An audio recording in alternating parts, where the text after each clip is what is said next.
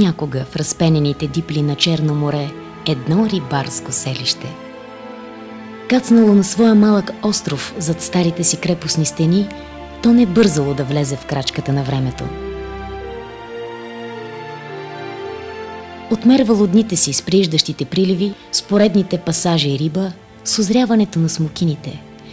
И само тясна ивица от пясък лежала между брега и острова, като протегната ръка на същото това всевластно време.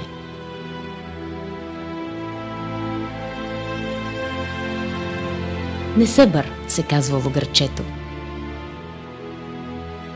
Носталгично и така чаровно в своята провинциалност. С дървените къщи, улички от кълдъръм и хора. Уж обикновени, но всъщност не. По-скоро неосъзнати в своето богатство и в необикновеното на малкия си черноморски остров.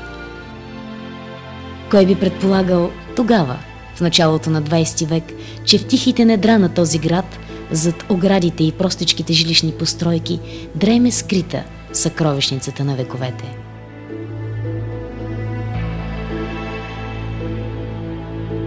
Той беше извънредно изостанал, една дълбока провинция, която в миналото даже са използвали за изолиране на политически личности. Паметниците му бяха почти скрити от стари постройки, рухнали сгради и руини. Портите почти не бяха изявени. От дясната страна на портата беше стопанският двор на ТКЗС, от лявата страна няколко сгради, кланница и така нататък. А една от хубавите църкви, Пантократор, също беше обрамчена с стари жилищни сгради. Голямата стара метрополия на десния им корпус имаше стара сграда, която трябваше да се разчисти по-нататък. А Литургетус, също една хубава църква, почти беше така закрита от турска баня и някакви такива стопански бараки. Така че хубостта и тъжността навяваха тогава едно такова определение. 1927 година, с указ на цар Борис III, църквата са предадени на Академията на науките. Тогава Академията на науките назначава някакъв пазач, просто който да се грижи, да не бъдат така разрушавани, просто да има някакъв човек, който да се грижи за тях. Защото до тогава голяма част от църквите бяха използвани, някой да каже, на складове, на буклучинници и така нататък.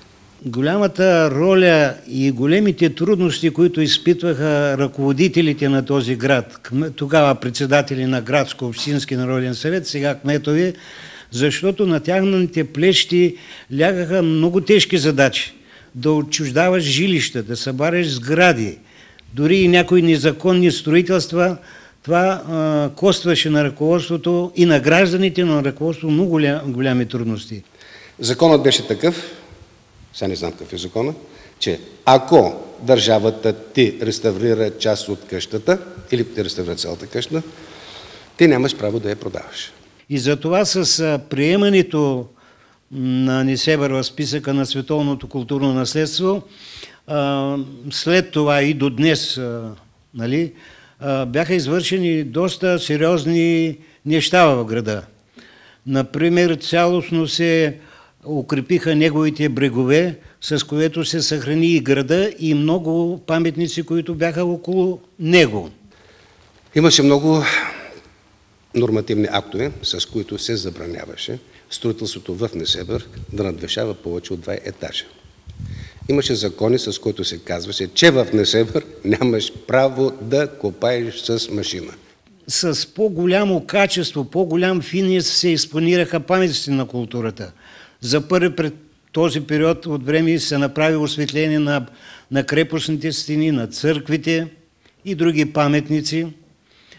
Редица благоустройствени мероприятия допълнително. Виждате челото, входната страна, градът с парковата среда. Редица въпроси, подобри се чистотата и порядъка.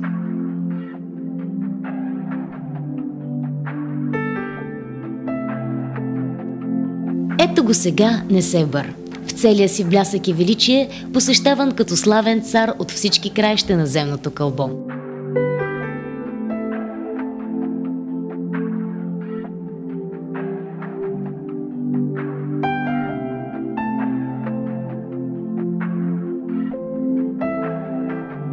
Добре дошли в Месембрия, една древна приказка на родната история.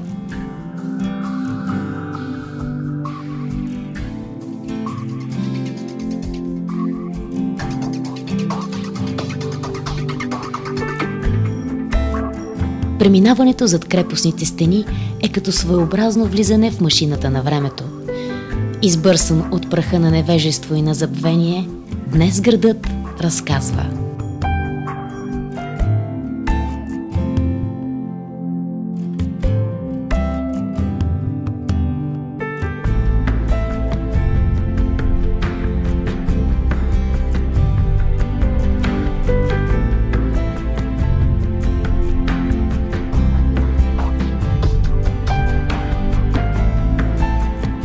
Възкръснал сякаш изпод руините, днес Несебър е диамантът в короната на българското самочувствие.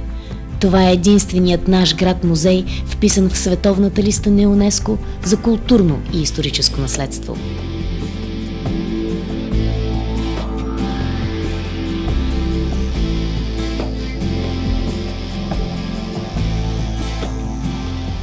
Територията на острова е едва половин квадратен километър. На тази шепа земя сред морето някога са се издигали снегите на повече от 40 църкви и всяка една от тях неповторима по замисъл и изпълнение. Няма ъгъл в града, зад който да не те чака притихнала благородната осанка на някоя базилика или гордо застанал средновековен кръстокуполен храм.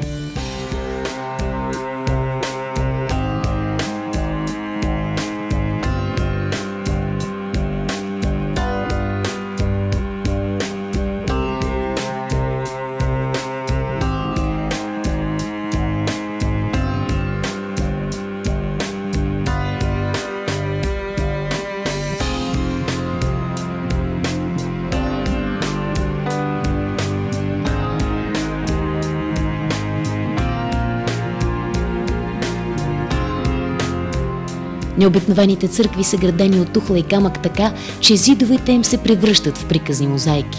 Допълнени с финеса и великолепието на глазираните керамични орнаменти, тези храмове се превръщат в неповторими шедьоври на българо-византийската архитектурна школа.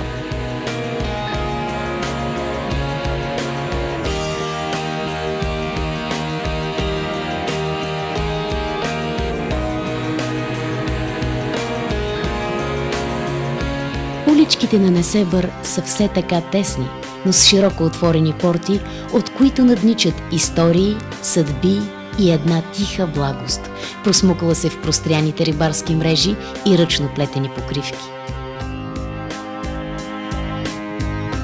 В Несебър къщите са толкова препатели и стари, че по скърцането на лошо смазаните им кепенци разбираме, че те говорят. Всяка къща в стария Несебър има своя биография и име. Като къщата на Маскояни, на капитан Павел, Чимбулевата, Ламбреновата къща. Превърнати в старателно подредени етнографски музеи днес, те и не искат друга благодарност.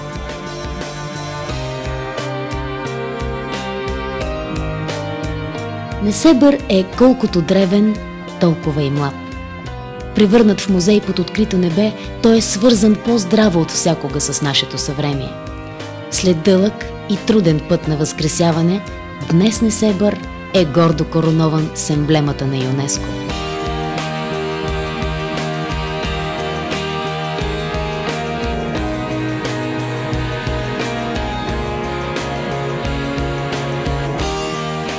Приема достойно мирното нашествие на туристите и ги дарява със спокойна, внезапна радост, граничеща с щастие.